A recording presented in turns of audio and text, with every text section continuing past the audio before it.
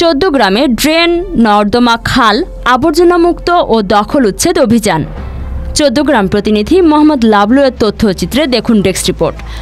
আসন্ন বর্ষায় সম্ভাব্য বন্যার ভয়াবহতা রোধে কুমিল্লার চৌদ্দগ্রাম পৌরসভায় গুরুত্বপূর্ণ এলাকায় খাল, নর্দমা, ড্রেন পরিষ্কার ও অবৈধ স্থাপনা উচ্ছেদ অভিযান পরিচালিত হয়েছে। শুক্রবার ২রা মে সকালে চৌদ্দগ্রাম পৌরসভার জামে মসজিদ সড়কে উপজেলা নির্বাহী কর্মকর্তা ও পৌরসভা প্রশাসক মোহাম্মদ জামাল হোসেনের নেতৃত্বে এ অভিযান পরিচালিত হয়। এ সময় উপস্থিত ছিলেন পৌরসভার কর্মকর্তা কর্মচারী, বিভিন্ন স্বেচ্ছাসেবী সংগঠনের সদস্য ও উপজেলার সাংবাদিক নেতৃবৃন্দ। এ সময় খাল, নর্দমার দখলদার ও আবর্জনা ফেলে ড্রেন বন্ধ করে ফেলা স্থানীয়দের উদ্দেশ্যে পৌরসভা প্রশাসক মোহাম্মদ জামাল হোসেন বলেন, গত বছর যে বন্যা হয়েছে, বন্যায় ওই সময় যে জনদুর্ভোগ হয়েছে, আপনারা সবাই সেই জনদুর্ভোগের সাক্ষী। বন্যার যে ভয়াবহতা, এটা আপনারাই বেশি দেখেছেন। সেই দুর্ভোগের শিকার আপনারাই বেশি হয়েছেন। এখন থেকে আপনার চারপাশে খাল, নর্দমা, ড্রেনে ময়লা আবর্জনা যদি প্রতিবন্ধকতা সৃষ্টি না করেন, তাহলে সামনের বর্ষায় আপনারাই সুফল ভোগ করবেন। আমরা এই ইতিপূর্বে গত বছর যে বন্যা হয়েছে এবং বন্যায় যে এখানে যে জনদুর্ভোগ হয়েছে, সেই জনদুর্ভোগের একদম সাক্ষী আপনারা যারা আছেন আজকে সঙ্গে, সবাই সেই জনদুর্ভোগের সাক্ষী। সেই বন্যার যে ভয়াবহতা, এটা আমার চেয়ে আপনারাই সবচেয়ে বেশি দেখেছেন এবং সেটার আসলে সেই দুর্ভোগের শিকার আপনারাই সবচেয়ে বেশি হয়েছে। যেহেতু আমাদের সামনে বর্ষা আসছে এবং এই বর্ষায় আপনারা দেখেছেন যখন সামান্য বৃষ্টি হচ্ছে তখনই বিভিন্ন জায়গায় আসলে জলাবদ্ধতা তৈরি হচ্ছে।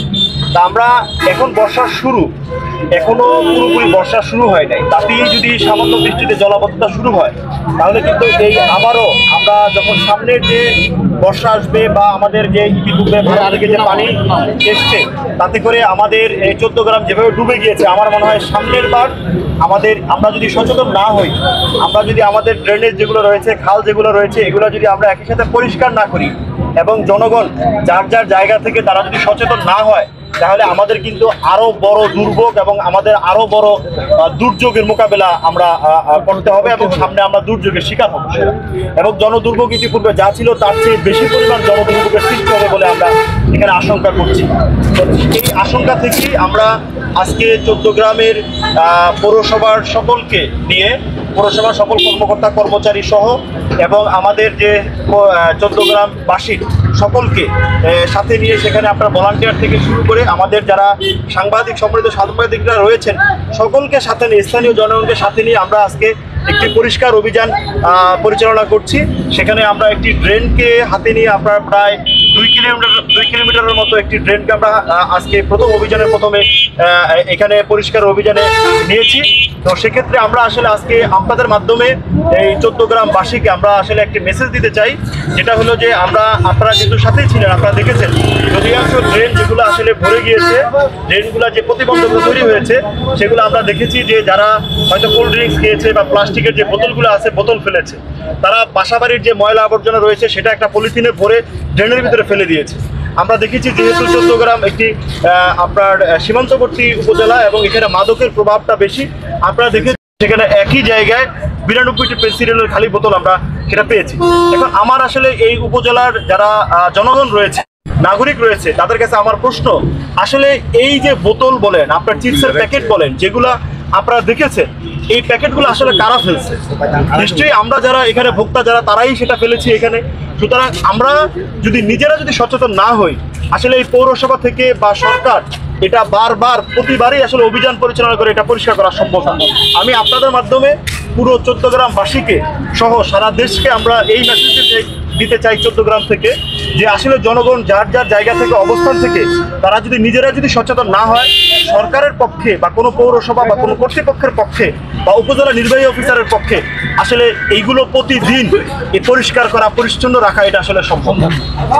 যেহেতু আমি আরেকটা আহ্বান করব যে আপনারা যারা জনগণ যারা রয়েছেন, তারা যার যার জায়গা থেকে আপনারা সম্মিলিতভাবে এটার প্রতিরোধ করুন। কেউ যদি দেখেন, যেমন একটা অভিযোগ এখানে এসছে যে আমাদের যে ড্রেনগুলো রয়েছে, ড্রেনে মানুষজন যারা এখানে ঘর নির্মাণ করছে বা দোকান নির্মাণ করছে তারা এখানে বালি ফেলছে, তারা এখানে ইট ফেলছে, ইট ফেলে সেগুলো ড্রেনটাকে ভরাট করে। সুতরাং এটা তো আসলে প্রত্যেকটা জায়গায় যেখানে যেখানে বালি ফেলছে সেখানে আসলে কর্তৃপক্ষ গিয়ে বা উপজেলা প্রশাসন গিয়ে বা পৌরসভা গিয়ে সেখানে হাজির হয়ে সেটাকে আসলে প্রতিকার বা প্রতিরোধ করতে পারবে না।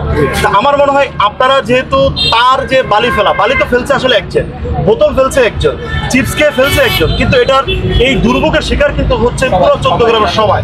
যেহেতু সবাই হচ্ছে কোনো একক ব্যক্তি বা কোনো একটা গোষ্ঠীর কারণে, আমার মনে হয় যে 14 গ্রামবাসী যদি তারা যদি সকলে সম্মিলিতভাবে যার যার জায়গা থেকে এটা যদি প্রতিকার করে প্রতিরোধ করে গড়ে তোলে, তাহলে আমার মনে হয় যে এই ধরনের যে আজকের যে অভিযোগ বা এই ধরনের যে প্রতিবন্ধকতা ড্রেনগুলোতে তৈরি হচ্ছে, ড্রেনগুলো ভরাট হয়ে যাচ্ছে, সেটা হবে না।